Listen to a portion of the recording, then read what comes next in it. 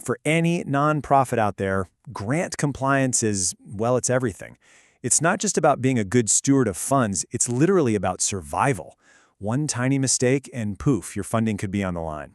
So today, we're going to dive into how automation is completely changing this high-stakes game. Okay, I want you to think about a number. 44. What is that?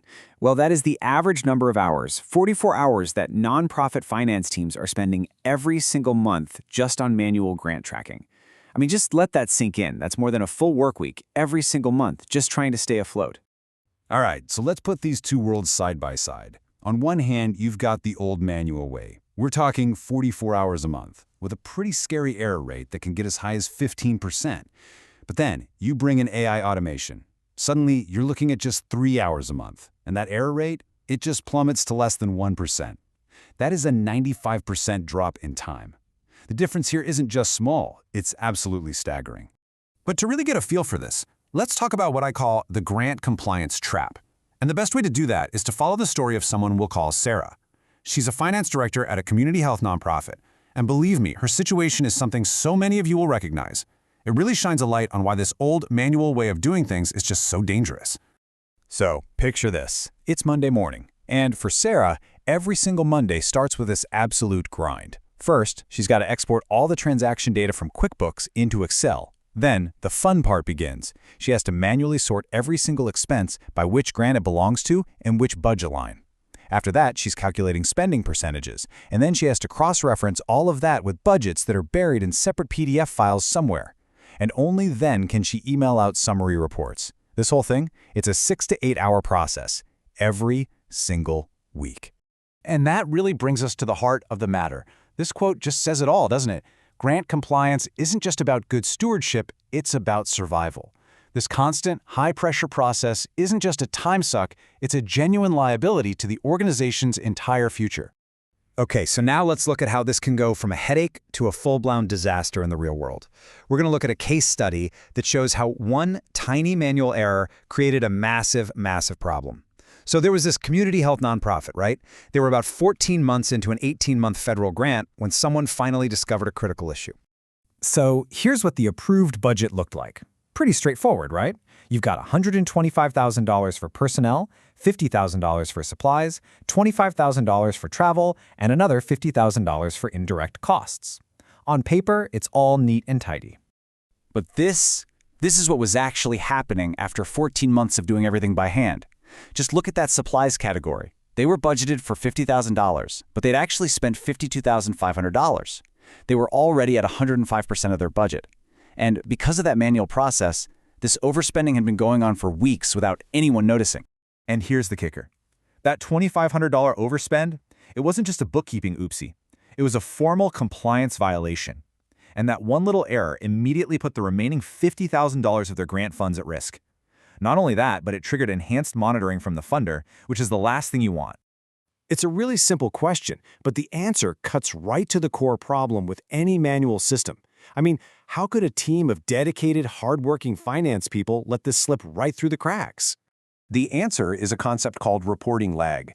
It's basically the built-in delay you get between the moment you spend the money and the moment you actually see that spending show up in a report. Because Sarah was tracking everything by hand, the violation had already happened and was getting worse before she even had a chance to see it. By the time the report was ready, it was already too late. Okay, so this is where we pivot. We've talked about the problem, now let's get into the solution. It all starts with the automation blueprint, which is really that big aha moment. It's all about one key insight. You have to structure your data in a way that an automated system can actually read and understand. And this slide right here shows you exactly what I'm talking about. So many nonprofits, they do it the wrong way. They track their grants as customers in QuickBooks, which makes automation basically impossible. The right way is to use structured classes for your grants and a proper chart of accounts for all your budget categories. It sounds simple, but this one change is the absolute foundation for making automation work. Now, once you get that data structured correctly, you can unleash the real solution, a 24/7 AI monitor. This isn't some report you have to remember to run once a week. No, this is an always-on system that is watching every single transaction in real time as it happens. You know, the best way to think about it is like this. It's a smoke detector for your grant budget. You don't walk around your house once a week to manually check for fires, right? Of course not. The smoke detector is designed to scream at you the second there's a problem, long before the whole house is on fire. This AI system does the exact same thing for your finances. And look at how fast this works. A transaction gets posted in QuickBooks. Immediately, the AI grabs it and analyzes it against the grant budget.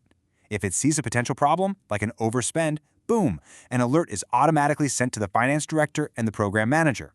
That entire process, from transaction to alert, takes less than 60 seconds. So, what does all this add up to? What's the real payoff when you make this switch?